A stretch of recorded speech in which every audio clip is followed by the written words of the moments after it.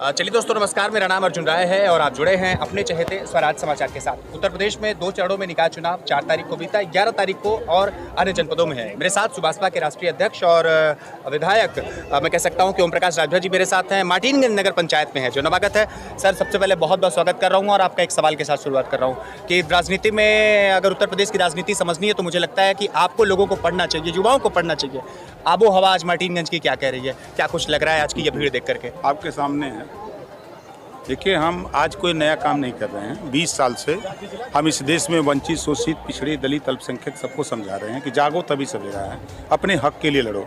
Time आता है तो 20 लोग तेरे बीच में आ जाएंगे, चुनाव के समय वोट लेके चले जाते हैं, लेकिन जब तुम्हें हक हिस्सा दिलाना होता है, रोटी, कपड़ा, मकान, शिक्षा, दवाई की बात होती है, तब ये लोग नकार देते हैं। आज़ादी के 75 साल में 71 साल से वोट पड़ रहा है और आज तक आप अगर आजमगढ़ की ही बात करें तो जुल्हा, दुनिया, अंसारी, साईं, दर्जी, फकीर, शेख, सैयद, पठान, राजभर, नाई, गोंड, बिंद, केवट, मल्लाह, आरक, कर्दबंसी, बंजारा, बहेलिया, खंगार एक भी दरोगा जिले में नहीं है ना। मुसलमानों की आबादी देखिए, राजभर की आबादी देखिए, चौहान की देखिए, कुशवाहा की देखिए, बिंद की देखिए, नाई, गोंड, पाल, प्रजापति की देखिए। क्या वजह है? खाली हम वोट देने की मशीन हैं? तो ये बात हम 20 साल से इन लोगों को समझा रहे हैं कि अपने हक के लिए लड़ो। और यही नहीं, ये छड़ी की लहर चल रही है। आप अगर फ़ोन करिएगा बलिया, फ़ोन करिए लखनऊ, फ़ोन करिए गाजियाबाद, फिरोजाबाद, आप झांसी, बांदा, प्रयागराज, कहीं फ़ोन करिए 75 ज़िले में, तो आपको यही लगेगा कि छड़ी वाले भाई बहुत मजबूती से लड़ रहे हैं। एक चीज़ और जानना चाहेंगे, 2024 में लोकसभा के आम चुनाव होने वाले हैं। चूंकि आपका पुराने दलों से संबंध रहा है, आप बसपा की विचारधारा से, कांशीराम जी की विचारधारा से ताल्लुकात रखते हैं। आपने कुछ समय तक समाजवादी पार्टी का साथ लिया, भाजपा के साथ आपका बड़ा अच्छा संबंध रहा है, अपने पार्टी के साथ समय भी बिताया। तो 24 चुनाव से पहले ये निकाय चुनाव सेमीफाइनल है, 24 चुनाव अकेले के दम पे लड़ेंगे या फिर किसी के साथ जाएंगे? नहीं, देखिए, आप लोग ये सवाल जो सेमीफाइनल का करते हैं, हमने देखा कि पंचायत चुनाव में भी सेमीफाइनल आप लोगों ने बताया, उपचुनाव आया तब भी सेमीफाइनल, एमएलसी का चुनाव आया तब भी सेमीफाइनल, अब ये निकाय चुनाव यो सेमीफाइनल, कोई चुनाव सेमीफाइनल नहीं।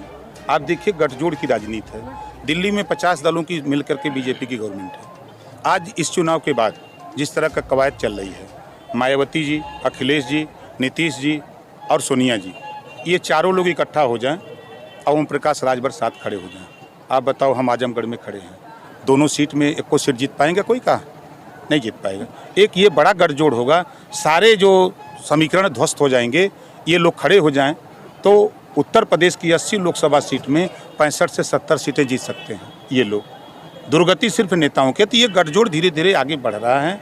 आने वाले दिनों में ये गठजोड़ बढ़ता है तो फिर आगे हम आपको बताएंगे कि आगे क्या हो रहा है। बस दो छोटा सा, मैं 1 मिनट आपको और लूँगा।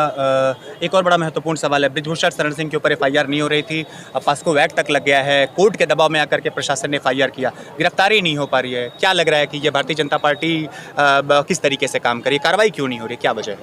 देखिए, इस सरकार में 2 तरह के कानून हैं। भाजपा के नेता अगर अपराध करें तो उनके लिए कानून लागू नहीं है। अगर वहीं कोई 107-16 में झगड़ा कोई कर ले तो तुरंत पुलिस उठा करके उसको जेल भेज दे रही है। जिनके ऊपर 83 मुकदमे, पास्को एक्ट लगा हुआ है और सुप्रीम कोर्ट के आदेश पर FIR हुआ हो और वो व्यक्ति फ्री घूम रहा हो, तो ये इससे तो सबको समझ जाना चाहिए कि क्या हो रहा है देश में।